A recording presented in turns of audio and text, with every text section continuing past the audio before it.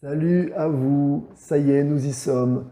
Nous allons corriger cette épreuve de spécialité mathématique de ceux d'aujourd'hui, donc le 12 mai 2022. Nous allons commencer par l'exercice 1. Et si vous avez regardé les autres vidéos récentes, toute la semaine on a préparé ce jour, on a préparé cette épreuve. Et donc, si vous avez passé l'épreuve aujourd'hui, ou si vous allez passer l'épreuve peut-être plus tard, il y a des académies qui passeront les épreuves après, eh bien, vous pouvez, vous aussi, consulter cette correction d'aujourd'hui. Alors, si vous n'avez pas fait, évidemment, mettez en pause, téléchargez le sujet, faites-le et revenez voir la correction. On y va. Pour les autres, ceux qui l'ont fait, c'est parti. Alors, exercice 1. Le coyote est un animal sauvage proche du loup qui vit en Amérique du Nord. Dans l'État d'Oklahoma, aux États-Unis, 70% des coyotes sont touchés par une maladie appelée ehrlichiose ou ehrlichiose, je ne sais pas. Je dirais ehrlichiose. Il existe un test aidant à la détection de cette maladie. Lorsque ce test est appliqué à un coyote, son résultat est soit positif, soit négatif. Et on sait que si le coyote est malade, le test est positif dans 97% des cas. Si le coyote n'est pas malade, le test est négatif dans 95% des cas. Alors là, nous avons eu déjà quelques informations intéressantes. On nous dit que 70% des coyotes sont touchés par la maladie. On nous dit que si le coyote est malade, le test est positif dans 97% des cas. Et on nous dit que si le coyote n'est pas malade, le test est négatif dans 95% des cas. Partie A. Des vétérinaires capturent un coyote d'Oklahoma au hasard et lui font subir un test pour l'ehrlichiose. On considère les événements suivants. Grand M, le coyote est malade.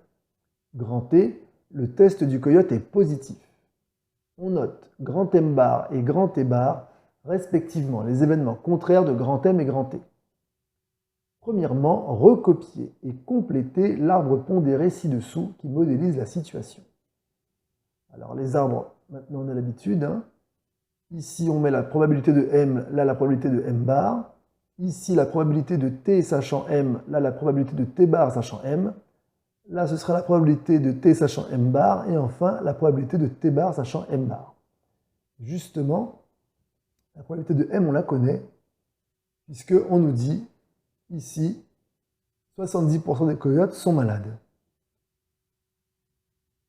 Donc ça correspond à ça.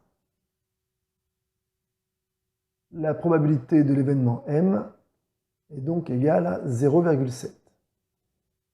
La probabilité de l'événement M bar, c'est donc 1 moins P de M qui me donne 1 moins 0,7 qui me donne 0,3. Donc ici, 0,7, 0,3. Ensuite, ici, on m'indique que si le coyote est malade, donc sachant qu'il est malade, le test est positif dans 97% des cas. On déduit que la probabilité de T sachant M est égale à 0,97. Et ensuite, on me dit si le coyote n'est pas malade, le test est négatif dans 95% des cas. Donc, sachant que le coyote n'est pas malade, sachant M bar, la probabilité de T bar, c'est 0,95. On y va, on met ces valeurs dans l'arbre. P de T sachant M, c'est 0,97. P de T bar sachant M, c'est 0,03. P de T sachant M bar, c'est 0,05, puisque P de T bar sachant M bar est 0,95. On continue.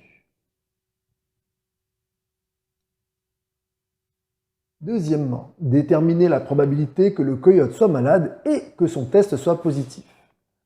Là, le mot-clé, c'est le mot « et ». Ça veut dire qu'on veut une intersection. Alors, la probabilité de M, donc malade, inter T, donc est positif, c'est la probabilité de T sachant M fois la probabilité de M. Ce qui me donne alors, probabilité de T sachant M, c'est 0,97 fois la probabilité de M qui est 0,7. Je pose le calcul. 7 fois 7, 49, j'écris 9, je retiens 4. 7 fois 9, 63 et 4, 67. Avec le jeu des puissances de 10, ça me fait 0,679. En gros, j'ai deux chiffres après la virgule, plus un chiffre, ça fait 3 chiffres après la virgule. 1, 2, 3. Voilà.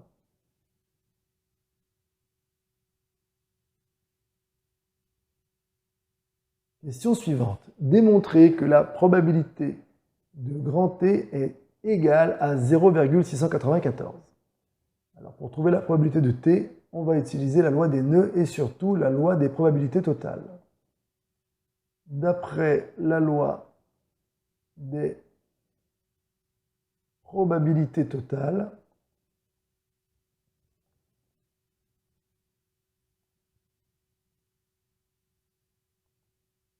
la probabilité de T est égale à la probabilité de T inter M plus la probabilité de T inter M bar. Ce qui me donne, alors probabilité de T inter M, c'est évidemment égal à la probabilité de M inter T, parce que l'intersection est commutative. Et probabilité de T inter M bar, c'est la probabilité de T sachant M bar fois la probabilité de M bar. Ce qui me donne 0,679 plus 0,3 fois 0,05. Ce qui me donne comme résultat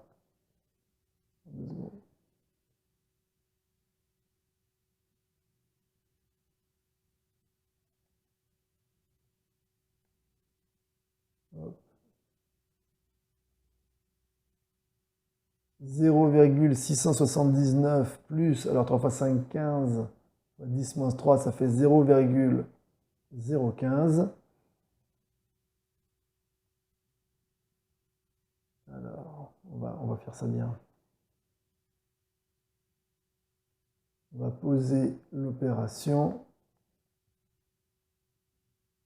9 et 5, 14, j'écris 4 et je retiens 1. 7 et 1, 8 et 1, 9. Si c'est 0, ça fait 6. 0 et 0, ça fait 0. On trouve bien 0,694.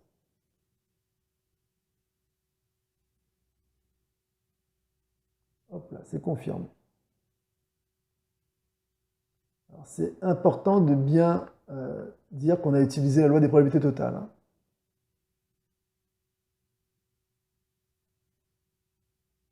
Question suivante. On appelle valeur prédictive positive du test la probabilité que le coyote soit effectivement malade, sachant que son test est positif. Calculer la valeur prédictive positive du test. On arrondira le résultat au millième. Donc, ce qu'on veut ici, c'est la probabilité qu'il soit malade, c'est-à-dire de M, sachant que le test est positif, donc sachant T. En définition, ça, c'est la probabilité de M inter T divisé par la probabilité de T. On va calculer ça. La probabilité de M inter T, on l'a déjà calculé, c'est 0,679. La probabilité de T, c'est 0,694. Alors, c'est parti. Je vais ici calculer à la machine 0,679 divisé par 0,694.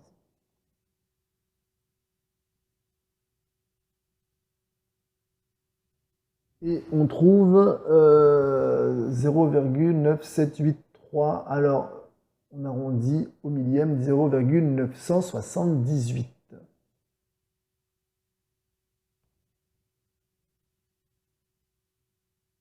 C'est environ égal à 0,978.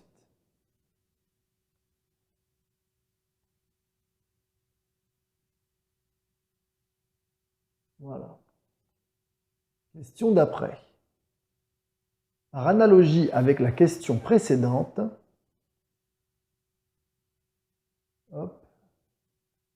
proposez une définition de la valeur prédictive négative du test et calculez cette valeur en arrondissant au millième. Eh bien, si la valeur prédictive positive, c'est que l'animal soit malade sachant que le test est positif, je présume qu'ici, il faut calculer la probabilité que l'animal ne soit pas malade, sachant que le test était négatif. Donc P de M bar, sachant T bar. Ce qui me donne, hop, on va essayer de le calculer, la probabilité de M bar inter T bar sur la probabilité de T bar. Ce qui donne, hop, probabilité de T bar sachant M bar fois la probabilité de M bar divisé par 1 moins probabilité de T. La probabilité de T bar sachant M bar, on l'avait déjà dit au début, ça faisait 0,95. 0,95 fois 0,3 divisé par 1 moins 0,694. C'est-à-dire la probabilité de T qu'on avait trouvé tout à l'heure. Alors ça, par contre, on peut faire le calcul. Ça me donne, alors 95 fois 3, 3 fois 5, 15. Oh là, est-ce que ça vaut le coup de multiplier d'ailleurs pour le coup? Non, ça ne vaut pas le coup parce que 1,000 moins 0,694. 4 côté de 10, il reste 6. 10 côté de 10, il reste 0. 7 côté de 10, il reste 3. 1 côté de 1, il reste 0. Et ça m'a l'air divisible par 3. 1 fois 3, 3. 3 côté de 3, il reste 0. Jamais sûr qu'il y ait 0. 3 fois 0, 0. Et 3 fois 2, 6. Donc oui. Ici, on a 0,95 fois 0,3 sur, on va l'écrire 0,306, ce qui me donne, hop, 95 fois 3 fois 10 puissance 1, 2, 3, moins 3, divisé par 102 fois 3 fois 10 puissance moins 3. On simplifie par 3, on simplifie ici par 10 puissance moins 3 et on trouve 95 sur 102. On y va, on va simplifier. Alors on ne peut pas simplifier plus, on va trouver ce que ça donne. 95 divisé par 102, ça fait 0,931,3. Alors oui, 0,931. On arrondit au millième. C'est environ égal à 0,931. Voilà.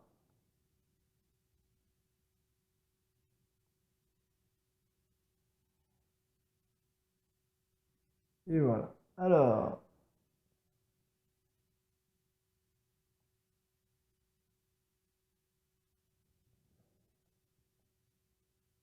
question suivante. 5b, donc comparer les valeurs prédictives positives et négatives du test et interpréter. Donc, si l'animal est malade ou plutôt non, c'est le contraire. Si le test est positif, il y a donc 97,8% de chances que l'animal soit malade. Et si le test est négatif, il y a quand même 93,1% de chances qu'il soit malade. Bon, ben, l'interprétation, c'est que le test m'a l'air quand même relativement fiable. D'accord. Quand le test est positif, il y a de grandes chances que l'animal soit malade, et quand le test est négatif, pareil, il y a de grandes chances que l'animal ne soit pas malade. Donc le test m'a l'air quand même assez fiable. On pourrait faire plus fiable, évidemment, mais c'est déjà pas mal. En tout cas, il est beaucoup plus fiable quand il est positif que quand il est négatif.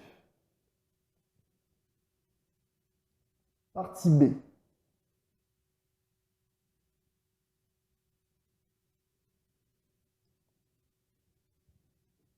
On rappelle que la probabilité qu'un coyote capturé au hasard présente un test positif est de 0,694. Premièrement, lorsqu'on capture au hasard 5 coyotes, on assimile ce choix à un tirage avec remise.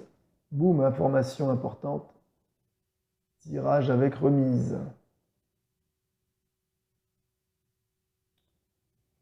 On note grand X, la variable aléatoire qui, à un échantillon de 5 coyotes capturés au hasard, associe le nombre de coyotes dans cet échantillon ayant un test positif. Petit a, quelle est la loi des probabilités suivie par X? Justifier et préciser ces paramètres. Alors ici, ce qu'on va déjà dire, c'est que tester un coyote est une épreuve de Bernoulli, dont le succès correspond au fait que le test soit positif. Alors comment on le sait? C'est noté là. On vous dit que la variable aléatoire x compte le nombre de coyotes dans cet échantillon ayant un test positif. Donc en gros, tester un coyote est une épreuve de Bernoulli, car il n'y a que 2 issues possibles.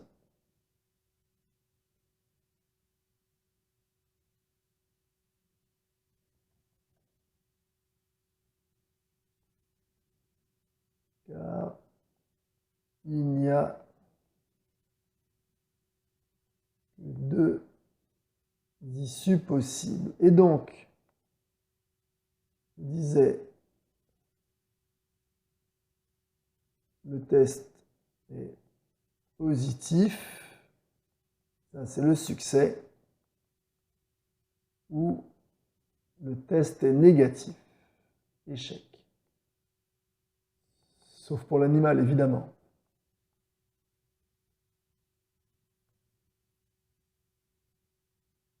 Alors,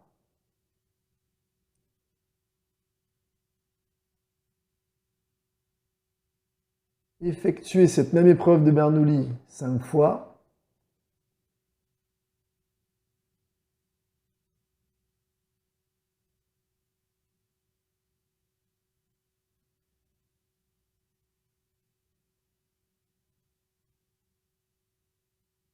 Alors, ça devient un schéma de Bernoulli.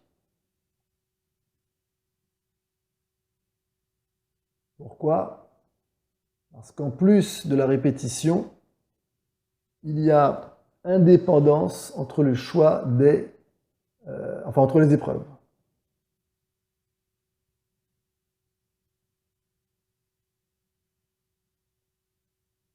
Car, donc, on a dit que le choix était assimilé à un tirage avec remise.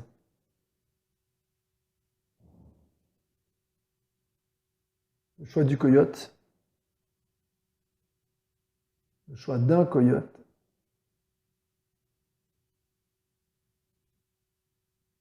est assimilé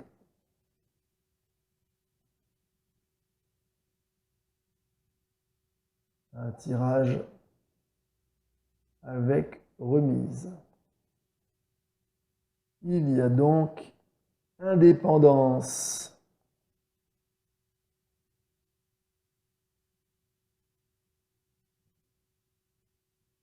entre les tests. Enfin, la variable aléatoire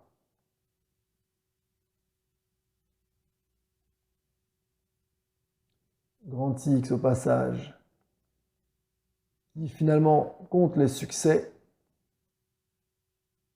on dit qu'elle suit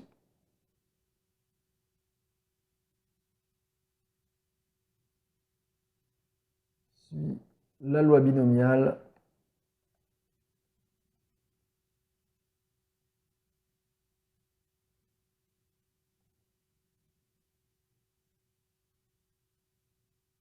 de paramètres n, le nombre de répétitions égale 5, et P, la probabilité de succès, qui est 0,694. Voilà.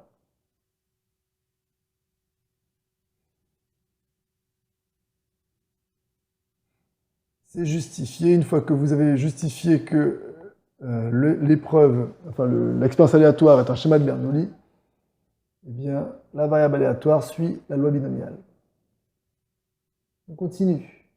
Petit b. Calculer la probabilité que dans un échantillon de 5 coyotes capturés au hasard, un seul ait un test positif. Donc, probabilité ici de x égale 1, ça fait 1 parmi 5 fois 0,694 puissance 1 fois 1 moins 0,694 puissance 5 moins 1. C'est-à-dire 5 fois 0,694 fois 0,306 puissance 4. Alors, on va calculer ça à la machine directement.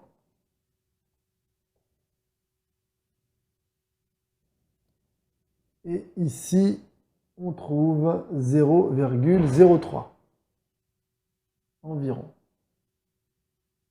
Au centième, évidemment.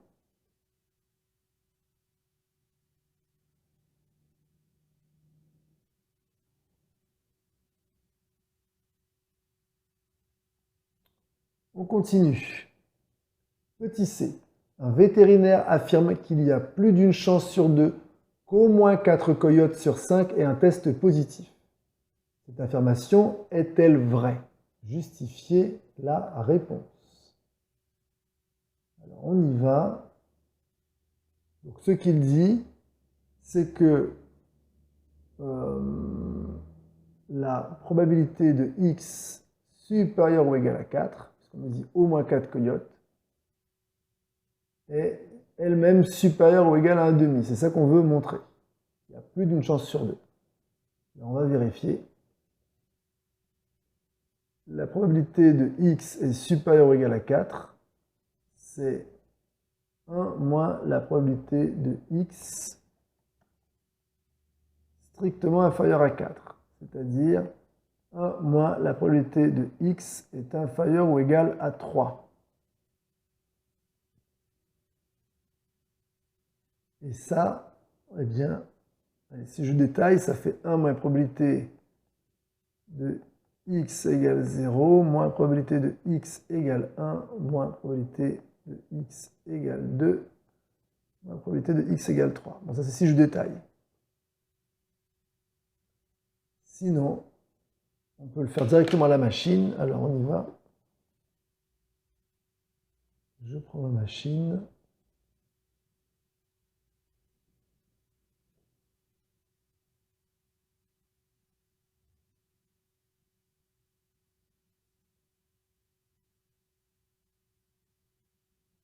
Voilà. Et je trouve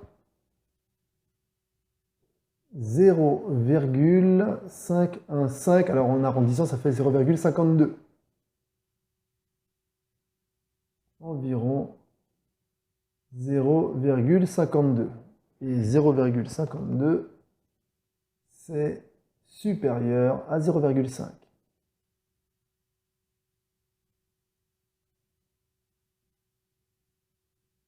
Donc, l'affirmation est vraie.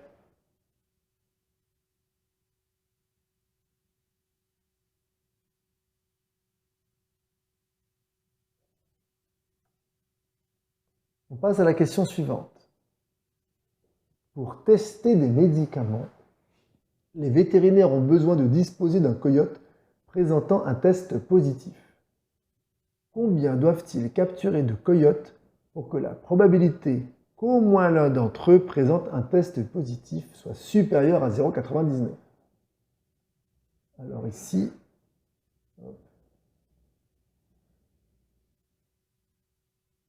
ce que je comprends, c'est que, en supposant qu'on aura toujours une loi binomiale, on veut que la probabilité de x, combien d'identificateurs de code pour que la probabilité qu'au moins l'un d'entre eux, donc au moins donc x supérieur ou égal à une valeur 1, tout simplement, au moins l'un, donc au moins 1, doit être supérieur à 0,99. Voilà. Alors, la probabilité de x supérieur ou égal à 1, par définition, c'est 1 moins la probabilité de x strictement inférieure à 1. C'est-à-dire 1 moins la probabilité de x inférieure ou égale à 0. Encore mieux, c'est 1 moins la probabilité de x égale 0.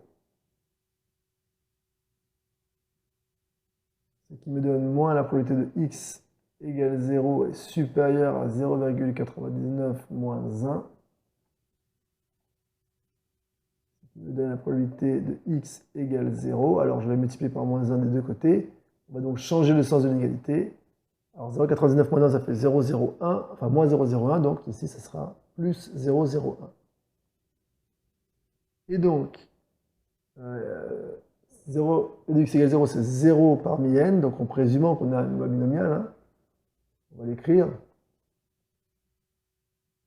En supposant que x suive la loi binomiale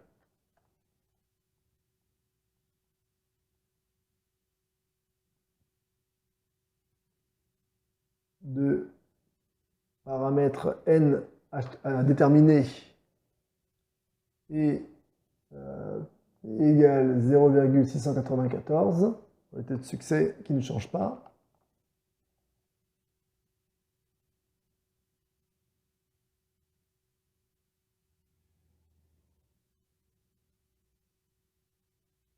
Hop. Donc, en supposant ça, on obtient, donc je disais 0 parmi n, fois 0,694, je mets le 6, puissance 0 fois 0,306, puissance n. Ce qui me donne 0,306 puissance n inférieur ou égal à 0,01. On passe au log. Log de 0,306 puissance n est inférieur au log de 0,01. Ce qui me donne n fois log de 0,306 est inférieur à log de 0,01.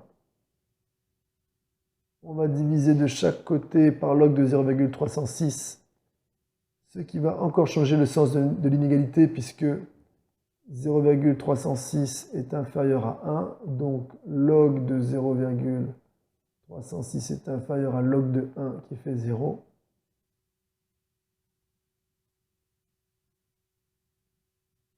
Donc c'est un nombre négatif. Et là, je vais le taper à la machine. Et la machine me donne comme résultat, alors 3,888, alors j'arrondis, environ 3,89.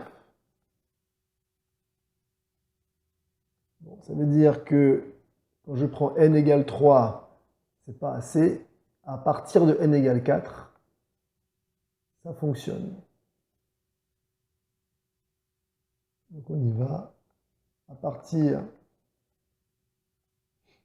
de n égale 4, on aura donc la probabilité de x supérieur à 1 supérieure à 0,99. Et voilà, donc ils doivent capturer au moins 4 coyotes. On va l'écrire. Ils doivent capturer au moins 4 coyotes.